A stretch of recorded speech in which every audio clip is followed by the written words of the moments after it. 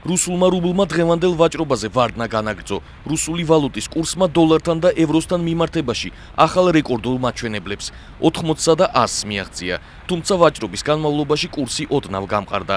ექსპერტები რუბლის უკონტროლო ვარდნის დაწყებაზე საუბრობენ. მოსახლეობაში კი პანიკის ნიშნებია. მოქალაქეებმა უცხოური ვალუტის და საყოფაცხოვრებო ტექნიკის შესყიდვა მასობრივად დაიწყეს. არ ვიცი ეს რატომ ხდება, წელს კატასტროფა, არ ვიცი რა გავაკეთო. ძალიან დამწუხრებული ვარ, მეშინია რომ ფასები მოიმატებს.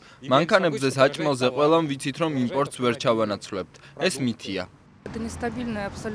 სიტუაცია ჩვენს ქვეყანაში არასტაბილურია და მართლა საშიშია. არ ვიცით რა მოხდება.